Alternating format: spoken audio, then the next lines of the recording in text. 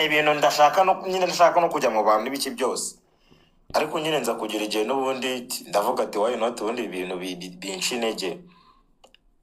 Nabwiwe n'amagambo mabi menshi cyane, menshi pe, biragira igihe biranananira kabisa, ishuri nkajya numva nanarivamo, ariko mbona nyine byaba ari ubuswa ari n'ububuga, ndavuga ati reka njyewe nkora icyo ngomba gukora ndetse mu gihe cyanjye. Nese umuntu ukaza akavuga n'ubundi niba avuze ko agaro ufite kugura guhengamye, nese ibyo byantwara iki? Nta kintu byantwara, ahubwo mba numva uri kunsingiza kabisa. waje kwiyakira ufite imyaka ingahe ukavuga ati ibi bintu ndaza kwataka mbifite factor share? Yes, n'ubundi navuga ngo ngeze muri primary mu wa gatandatu nibwo natangiye kumva ko ibintu byose ngomba kwikura nk'ibintu bindimo n'ibiki byose, ahubwo nkareba imbere hanjye kurusha uko nakita ku magambo abandi bambwira tu. Primary mu wa kangahe mu mwaka? Hafi muri 2014 na 5 gutyo 6 ya. Hari niriye jambo umuntu yigeze kukubwira ukavuga ati no makarita sarankumye ndababaye se wana sinjya ku ishuri sinzasubira? Amagambo bambwira amagambo menshi mabi pe, mabi cyane, mabi menshi, aho gusa ayo nyine bambwiraga n'ubundi wasangaga n'ubundi hari umuntu wigeze kumbwira ngo ndakanyamaswa wana. Oya reka Nababwiye ngo ndakanyamaswa, nyine nabona ku buryo nitera ngo gataka ntabwo ari umuntu nakantu k'akanyamaswa kandi kubona imbere yanjye. Ko kajambo nyine umva karandiye nyine mu kuntu, ariko nyine ndabyihora mbirenza. Nyine urumva byaranyafexe tu, mara n'igihe numva nashaka no kuvugisha n'abantu, nyine nanjye nakira ko nkubona ndiyo. Hari ukuntu babwira ikintu ko wajya ubire bakavuga se koko sindiyora. Ariko nyuma yo gutsinda ndakanyamaswa kubera abandi bantu babona bateye ukundi. Koko ntago ndakanyamaswa. Ariko ibyo ngibyo nyine bitekerejeho nyuma ukaza gufata umwanzuro, bumva ari ibintu bisanzwe biri aho ngaho, nta impamvu yo kubwirwa bigucirisha ishati kabisa, nyine urakomeza n'ubundi. Ufite iyihe ntego y'ubuzima? Kuba uri umuntu ufite ubumuga nk'ubwo ngubwo, urumva ari iyihe ntego y'ubuzima? Urumva ushaka kuzagerayo mu buzima? Ni ikihe kintu ushaka kugira utarapfa? So ni ukuvuga ngo ibintu by'amashaka kugeraho ni byinshi, ariko ikintu cya mbere mbona ni kuko urumva njyewe navuga ko ubuzima bwanjye bwari ubuzima bugoranye, none nyine guca muri bino bintu nk'uko nabikubwiye, kuba ufite ikintu ukaba uzi ko umubiri wawe utagihindura, so nyine bisaba ifuti nyinshi kugira ngo urwane nabyo. Kandi noneho si no kuvuga ngo uretse njye Kagarara wiyakiriye nkumva ko ibintu byose bishoboka, ariko ubu tuvugana hari abandi bana bafite ubumuga pe, na n'ubu ngubu bakigororwa n'ibyo bibazo. Benshi bagiye banava mu mashuri kubera iyo mpamvu, abari imiryango yabo idasohora kubera iyo mpamvu, bakumva nyine ntaho kugera. Nyine njye rero intego mfite ni iyi ngiyi, mba numva nanjye ngomba kugira ijambo. Sinzi uko inzira bizacamo, ariko bizakunda uko byasa kose, nindapfa bizashoboka. Ngomba kugira ijambo ku buryo nanjye nshobora kuba navuga umubare nyamwinshi ukanyumva, kugira ngo na bagenzi banjye hahandi bari nyine babafungiye mu kantu nyine bumva ko badashoboye, kugira ngo nabo ngire gute nabo mbahereze ijambo bumve kuko byasa kose no bagomba kugira gute kubaho kandi bakabaho neza. Ujya utera akabariro? Oya. Wapi kabisa, I'm still young. Ndacyari umupeti.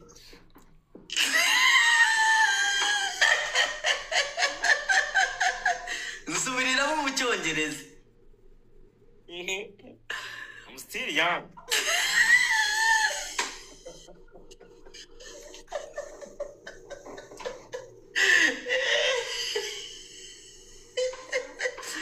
You are still young.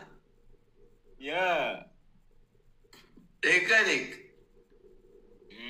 Ndacyari umwana kabisa. Ntabwo wari bwagire girlfriend? Nanone ndamufite. Ufite imyaka ingahe? Ah, ntabwo njya nkunda kubivuga cyane ariko ni 20 na iri hejuru ya 25. no ntabwo igeramo. iri munsi ya iri munsi ya 25. akurengeje 20. 20 irarenga kabisa. Urukundo rwa mbere bwa mbere wakunze umukobwa wari ufite imyaka ingahe? Kumva ukunze umukobwa wari ufite imyaka ingahe, byari bimeze gute? Kristo bisekejera. Yibwire twumve. nkunda bwa mbere ariko nababaje nkunda umukobwa bwa mbere afite imyaka ingahe, afite muri 16. 16 gutyo, muri 17 nca nenda kugera aho ngaho. Ariko nakunze umukobwa urumva naritinyaga nakundaga umuntu ariko nkaba ntabimubwira nyine nkaba namutama kuko nkamureba nyine nkumva ko bihagije. Ariko indobo ya mbere nariye ntabwo nzayibagirwa n'ubu ngubu iracyamba mu mutwe.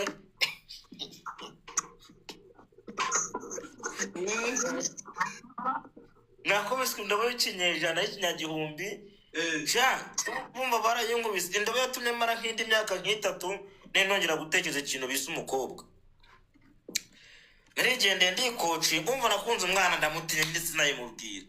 ndavuga ati ariko iyo ni ubu bwanjye, reka mfate umwana nzagenda ngire gutemba imubwire. ndikocinga ndirisazije ndavuga ati uyu munsi ahantu ajya aca ndahazi, ngiye kuzagenda muteke muramutse, najya kumuramutsa mubwire ngo ndagukunda ntabindi. ubwo murayi ntabwo nzi no gutereta no gupfusha nyine mvuge ngo umwana bamupfusha gutya. ndagenda ukabwo ndagiye ndamubona ndamusuje nyine mbona nahise ndasa no ku ntego. nabwira ati njyewe naragukunze ngenda gukunda. none abanza guseka agira ngo ni ibintu bya burake. nabwira ati njyewe naragukunze kandi ndashaka nyine yuko dukundana. uzi ukuntu yambwiye? yarambwiye ngo irebe.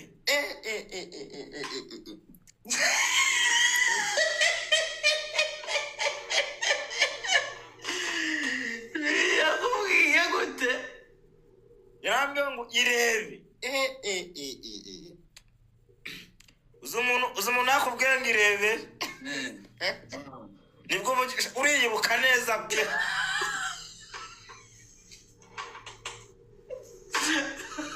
wihita wibuka icyo uri cyo. nanjye kuko ndireba ko mbona ndikagarara ku buryo ari njyewe burya. ndisobanukirwa pe ndavuga ati burya ni njyewe pe. nahise ngenda nigendera kabisa.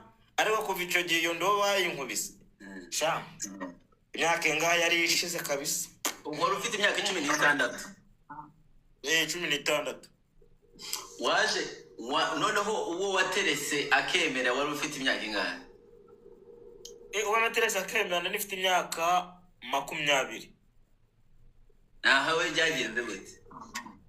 we nta nubwo byakoranye pe, byakoranye rwose. urumva n'ubwa mbere nari mbonye ku rukundo umuntu ambwira ngo arankunda sinkubeshye. urumva nari nagiye ahantu nagiye nyine gutembera, hari ukuntu njye nagendaga nyine nko mu cyaro nyine nkajya kwitembera nyine nk'ahantu runaka tu.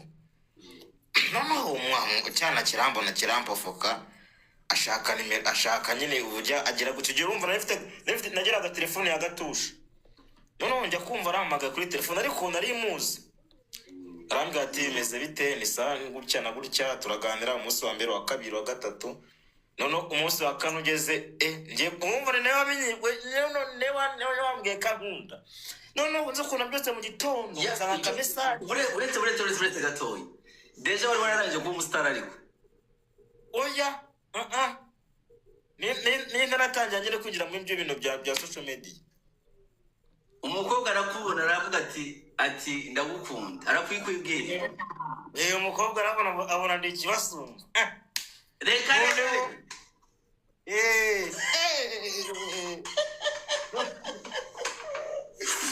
aha abona ndi ikibasumba. ubwo ni ukuvuga ngo njye kubona mu gitondo nka saa 12 gutyo n'igice. umva ni ibintu ntari imenyereye. njya kubona aka SMS avuga ati ngo ni ukuri ngo naragukunze n'ibiki, reka mubwize ukuri yarambwiye ngo yarankunze mbajya ku SMS. namaze umunsi umwe narya nkiri gutegetse, ninjye yabyandikiye se, ninjye yabibwiye se, ibyishimo biramfata kurya birananira, nkumva phone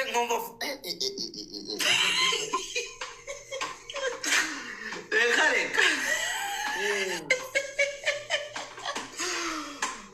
abanyarwandakazi bamwita icyamamare Kagarara barayi. Uzi ko nera sitore nkumva ziramfashe. Kagarara gutangira ahubwo batangiye kukwiyamagaza. Aha arambwira ngo arankunda, ndavuga ati buzi ko burya bya bintu uko byasa kose bizashoboka. Ndavuga ati ujya kwiheba nawe ntabwo mubajije icyo gukundira. njyewe narabimubajije ibyumva haje kugira etape yo kubimubaza. Mwana wa mama wankundiye iki? Umuntu ukuri ngo kose ngo uri mwiza ngo usa neza ngo igisebo cyiza. No. Oya dumba gatiyo tuvugisha ukuri. Wowe hari ukuntu uba wiyizi ko utari mwiza pe. Nibyo. Ukaba wiyizi ariko undi muntu abikubwira yakubwira ko uri mu bukababa kandi ukurura kuzi kuri mubi. Icyo gihe nta bwiza nari mfite ntabwo.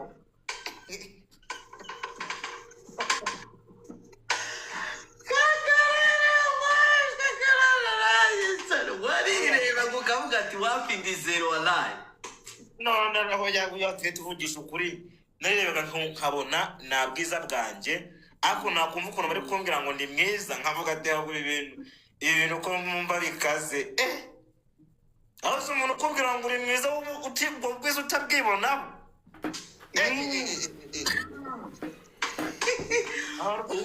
ubwo muba murasohokanye. Nafite amafaranga yo gusohoka. Urumva ko namubwira twavuga ngo nyine ngo turakundana tugahamagarana, yakoze aragiye kugeze kujya guhura umunsi umwe. Ngeze kujya guhura nabwo nyine duhura ahantu gutyo bisanzwe biri aho ngaho nyine, ntabyo gusohoka sinari nabizi ngo gusohoka ni ibiki. Ariko nyine mwahise muba abasheri. Twese tuba abasheri, noneho ntangira no kumenya nyine utujambo tumwe na tumwe ko kumwita, ntangire kumenya ngo bamwita sheri bu nyine, things like that. Things like what? Things like that.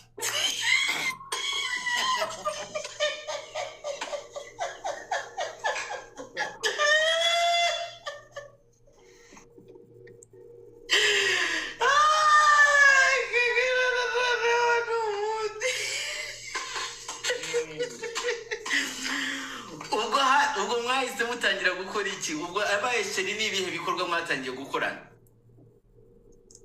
Bikorwa twakora cyangwa ngo yagombaga kumenya mu gitondo ukomeze.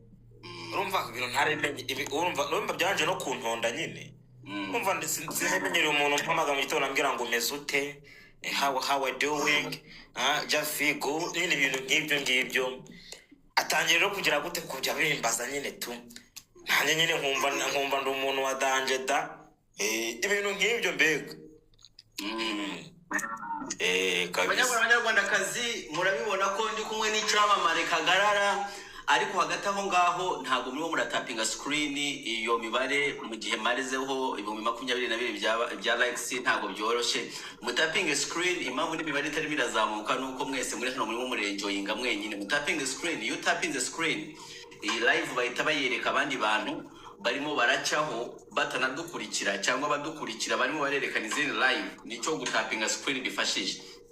So tapinga screen, ino mibare bagende bayereka abandi bantu. Uko mibare igenda izamuka niko bagenda bereka abantu live yacu. So hari ubwo ushobora kubona live iryoshye ariko abantu ari bakeya, nuko wowe urimo urareba ntabwo urimo uraparticipating. Nicyo mpamvu nkundira TikTok ifata n'umuntu urimo urareba udukurikiye ikamugira engage. So you have to tap, nawe ugatapinga kugira ngo uparticipating mu gikorwa cyose turimo turakora. So mutapinge dukomeze. Kagarara icyamamare, ariko ubu ngubu urabizi ko ni icyamamare cya danje, ndashaka kubanza ukabyemera.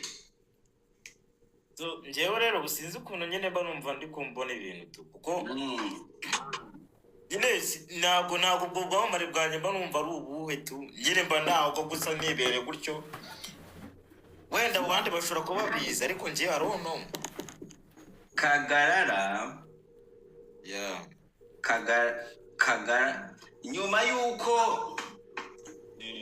yuko uhuye na Speed yeah January itariki ukwa mbere itariki 28 wapostinze ifoto Speed aguteruye ifite likes 19,000 ifite comments 219 ifite shares 100 na zingahe. Iyindi post wakoze warimo uragenda umeze nka boss. yeah Iyi post ifite likes 87,000 ifite comment 1,800. Wayikoze mu kuwa gatatu tariki 2 ngira ngo hashizeho nk'ibyumweru nka 2 cyangwa icyumweru kimwe n'igice. 2 weeks gutyo 2 weeks. Kuri page yawe hariho imibare myinshi hagenda habyaho imibare myinshi cyane. Nyuma yuko Speed ahuye nawe muri izi mbuga nurangiza amashuri igikurikiraho ni iki kuri content creation yawe cyangwa muri content creation what are you going n'iki urimo urapanga content zawe nizi ubu ngubu twagutegererezamo? So navuga ngo bitewe nuko mba mbona ibintu cyangwa se n'ibyo abantu baba bashaka, mfite ibintu byinshi uretse ko habaho ku ishuri kandi naryo niryo ry'ingenzi ngomba gufokasingaho mbere y'ibindi byose. Ariko ishuri ndirangira mfite ibintu byinshi birenze cyane muri bino bintu bijyanye na comedy nyine mwene izo video nyine nikorera ziraho ngaho. So nashaka nyine gushyiramo imbaraga nyine cyane kabisa ku rundi rwego kabisa kugeza bwo nyine bazajya bavuga ati Kagarara nkokora bavuga ngo ni Amponzara ro muri Tanzania runo ngo Amponzara ora muri Tanzania urabona ko ni umujamo nyine uri creative mu tuntu twe n'ibintu byose. Tunangira ndashaka kugira kuri urwo rwego ku buryo nyine bazajya bavuga ati Kagarara niwe muntu ukora utuntu nyine dufite creative kabisa mu gihugu tu. Ufite creativity ya dance. Nweze Kagara ubu ngubu ubayeho ute n'iki kigutunze? So ikintu nzero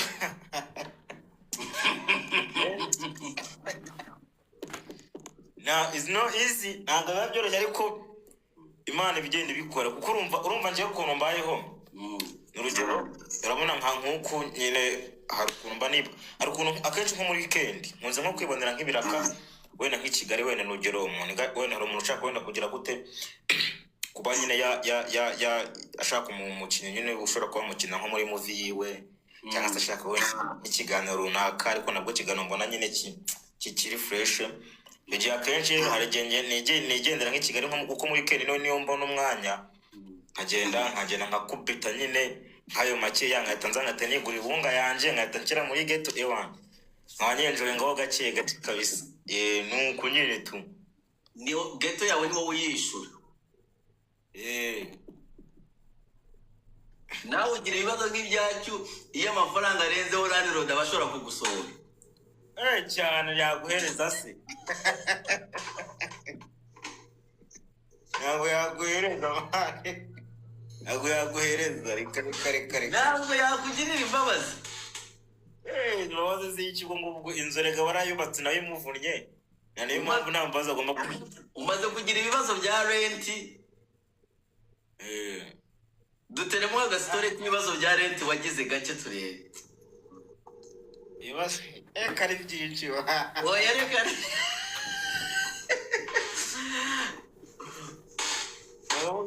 navuga ngo hari ahantu nabaga mbere Mm. ntari nimuka Mm. negeze kumara nk'amezi 2 ntishyura. Ubukungu bwarabuze cyane ngajya ndeba nkabona igico kiri kwikaraga kabisa. Ahora umuntu uri no ku ishuri just urumva ukenera kandi uko twiga kuva from Monday up to Friday. Urukumva ko iyo minsi yose nyine ishuri baryatwoke nyine cyane pe. Urumva akanya kujya kwihiringa nyine ushakisha ibiraka n'ibiki n'iki urabya bigoye nyine kubibona. So tumara rero amezi nk'abiri. Noneho ariko Landlord twara abanaga mu gipangu noneho sasa. Then ewan ikintu cyabaye ni kimwe kabisa. Nje naragiye na birarenze wallahi.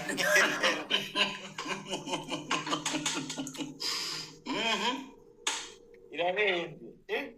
Urumva Landlord twabanaga mu gipangu kimwe kandi amazi twakoreshaga yabaga ari mu gipangu n'ubundi. Njyewe no kugira ngo urumva navuga ati Landlord ntago agomba kugira gute kumbona uko byasa kose. Ngomba kujya nkitera nk'agasasa baguricyo kizijoro nangiza nkagenda gace nkahita nigira mu nzu nkatanja mu nzu narangiza ewana kubyuka kugira ngo njye koga mu gitondo gasa 9 kabisa nabaga nakoreye imbere muri dushe mpita njya koga.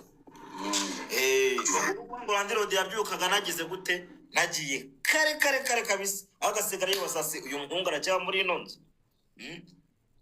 kwa kugira gute guhuzana w'amaso. Byari bisaze ni byinshi ni story nyinshi cyane. None se ko kabisa waduteye story ya wa mukobwa mwasohokanaga. Mwajeho muza kurangizanya birapfa.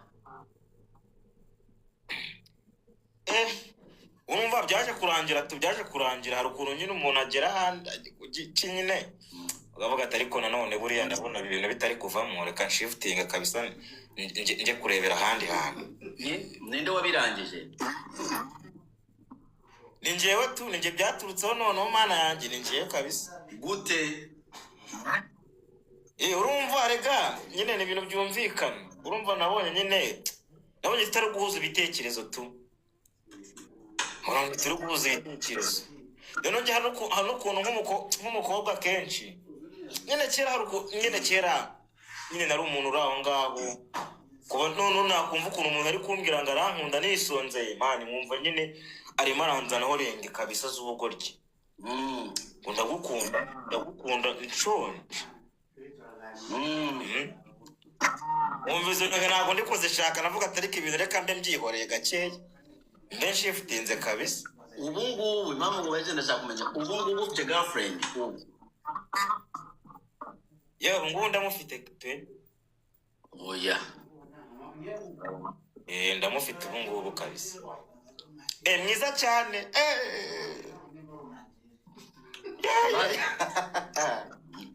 Umvakagara watwereka girlfriend wawe?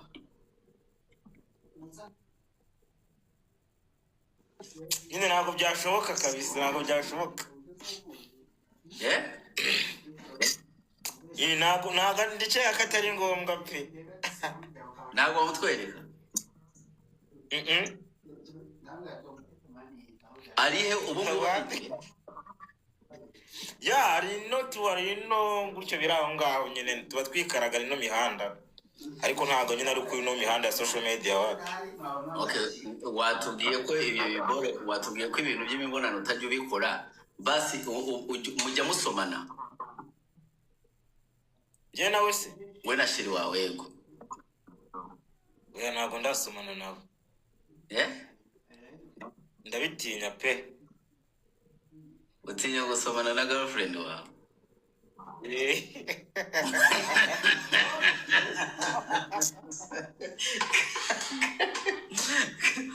Noneho ni ikihe kintu cyerekana urukundo wowe n'umukunzi wawe mukora? Bano mutapinga ikintu cy'urukundo. Ikintu cya mbere ikintu kibigaragaza cyane pe.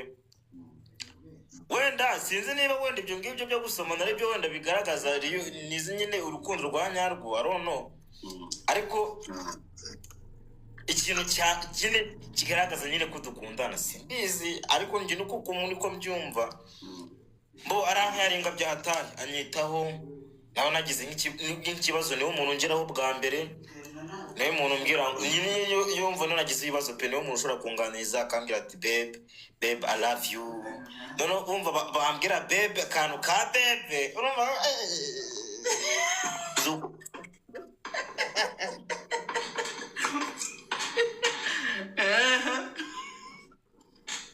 ariko uze bana ako tumbibaza bari kubwira akagarango babe mbona hwereye nanjye mba nayihwereje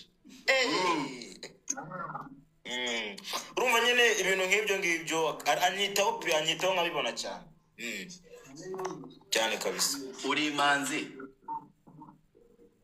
ryahamye yewe indani pe uri imanzi Kagarara nyanyanyo ewa nyanyanyo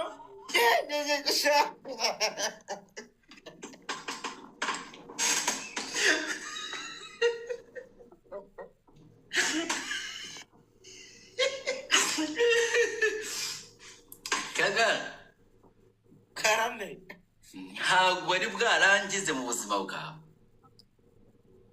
hari ubwo ikibazo si bwo mu buhe buryo kurangiza ntabwo uzi ibyo ari byo ngo ndabizi ariko ese urabona reka mbivuge muri ubwo buryo nk'abasore wenda hari icyo bita kwiroteraho icyo gihe nabwo ibyo ubikoze se wowe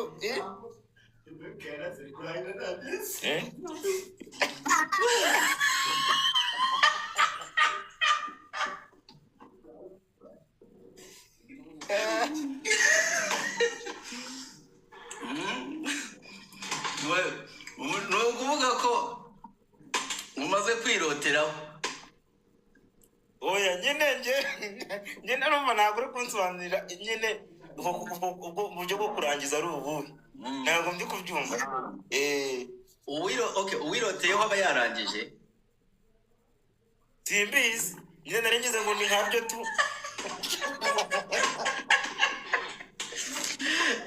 noneho ngereka mbikubwire yego uwiroteyeho aba yarangije urumva bibaye gutya twese twaba tubikora uzi ko umuntu muzima ubundi agomba kwiroteraho ujya wiroteraho ngo erega n'ikimenyetso simusiga kigaragaza ko turi bazima Kagarara ujya wiroteraho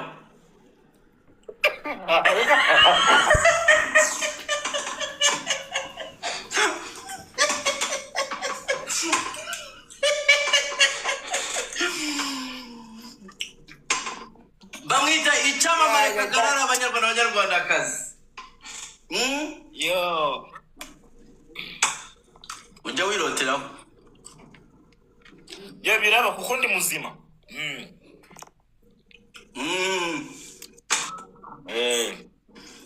kenshi urimo wiroteraho ubutekereza iki ntabwo mbizi kuko nshiduka byawe simbona nazi ngo byagenze gute iyo ubonye ikibero cy'umukunzi wawe n'inzobe n'igikara ntacyo nzi ko ntacyo ndabona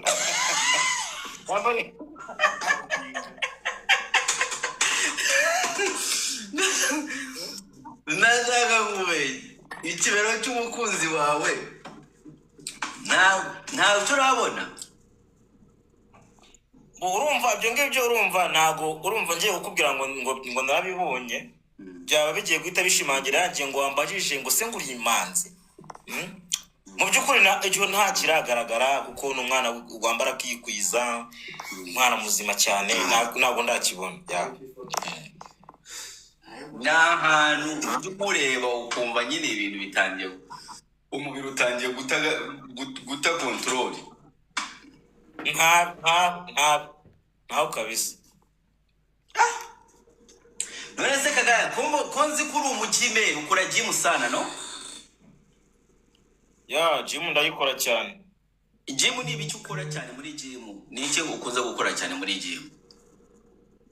Mbo akenshi kugira guterura ibintu biremereye mu kuntu nyine guterura ya ibintu nyine by'ibyuma nyine biranga gusa nkunda nyine guterura cyane. Guterura cyane ntabwo ukora cardio? Akadiyo nta gaki. Cardio cardio ni ukwirukanka Nabyo ndabikora kabisa. Uterura weights zingana iki? Uterura ibiro bingahe? 75. Iyo ufite boro ya 75 uterura inshuro zingahe? Ari petit point umuntu uza mu kuboko gutya se bisanzwe cyangwa iboro nyine yose ndimo ndapushinga. Tuvuge boro yose. Ya ango nago njye urumva niyo nibyo biro bya nyuma nterura. Urumva ntago narenza kuri 20. Umukobwa upima nyine gutya. Umukobwa upima ibiro 60 wamuterura? Ya birashoboka simbizi ariko birashoboka kuko sindabigerageza. Wazabi. Ikibazo mu ntago nabigerageza biriya bintu biratinyitse. Guterura biratinyitse ariko biragoye buriya nabwo uburyo waturamo umuntu ntago ariko waturamo icyuma kuko icyuma nyine kiba gifite uburyo bwo kugiterura tu bisanzwe. Ariko umuntu were biba bigize ntabwo nyine haryo ntanamuterura tu bitewe n'uburyo aforomyemo. Ari nk'udukobwa tuba duteye neza dutoya ubona ko nta biro byinshi gafite, ntabwo ujya ubona ko abaye nagaterura. Oya ntabwo nyangira ibyo bitekerezo tu simba numva naterura umukobwa kabisa. Sheri wawe ajya guterura? Oya wakundana na sheri waguterura? Njyewe se ntekereza ko nabyo wenda mu bintu wenda byita kiyase byashobye nakundana nawe nta kibazo. Sheri akaza akaguterura akavuga ati kagarara wanje, akagushyira hejuru akagusoma.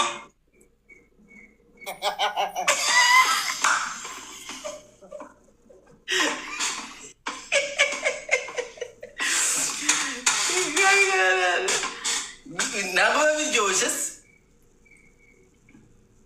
Ya ntabwo izo feeling ntabwo nzizi gusa bishobora kuba byaba byiza tu.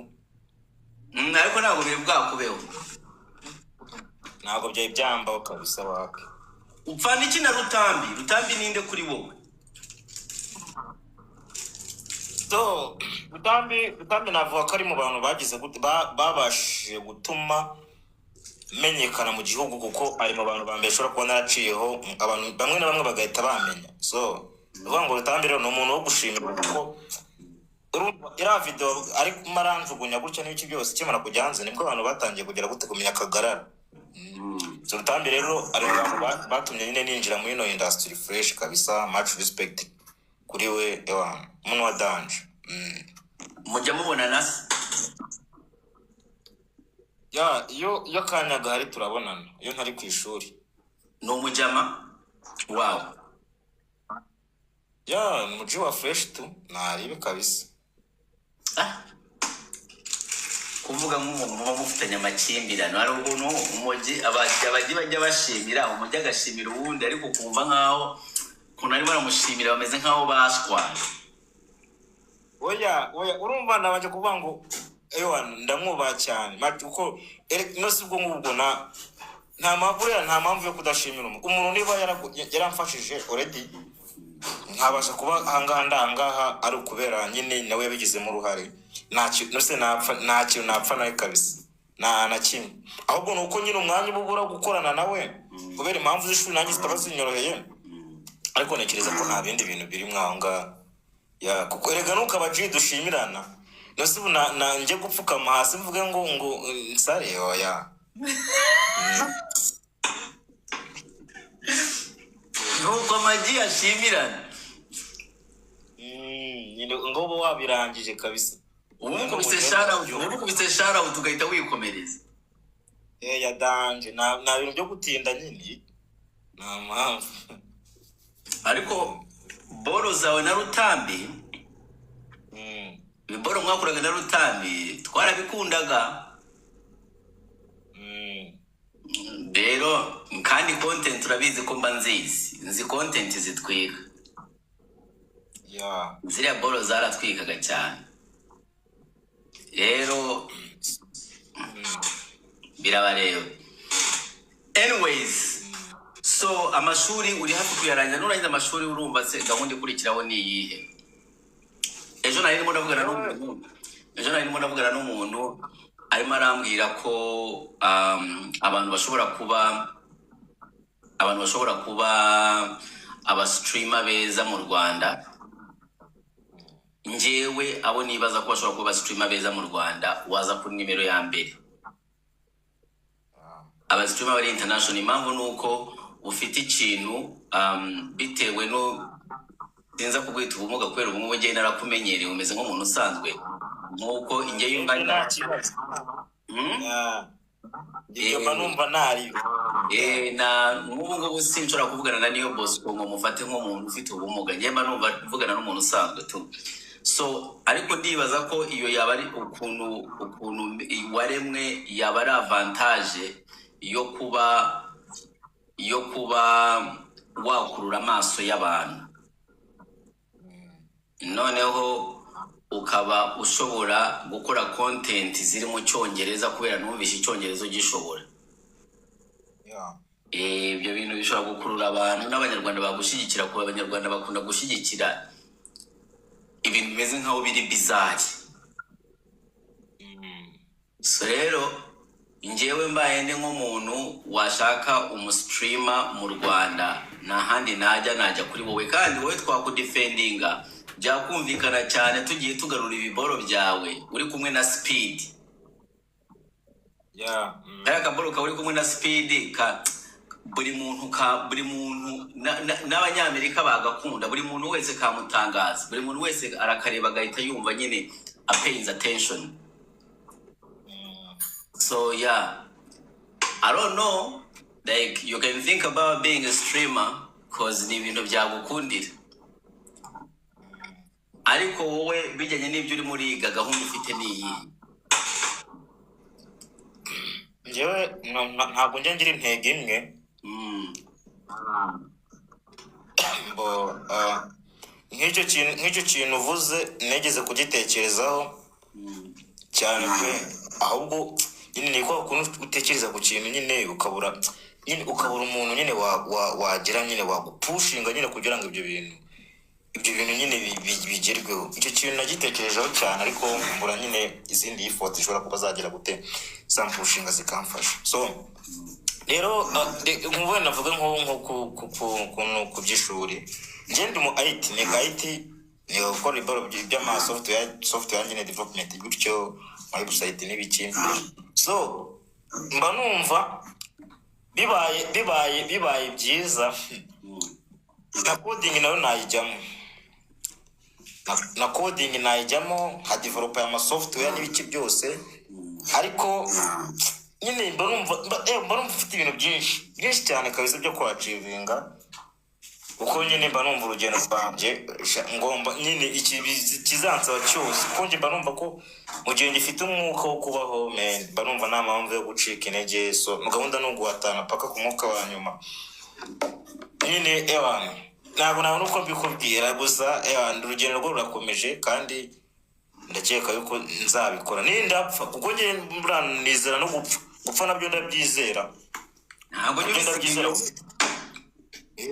nabyo rwose mba ndi kuvuga ati n'ejo bundi ko nacisheni se, ariko nabwo kucisheni nkabanza nkamenya se ni iki nsize nyine imusozi nanone buriya nabyo birenze, kuko nabwo mfuye ntagerageje byambabaza cyane byatari, ariko nimfa ntaribi hari akantu gato nkoze kazaguma mu mitwe y'abantu bavuga ati uyu nguyu yari Kagara wabikoze bino bintu, ibyo byaba byiza nyine nanone buriya cyane.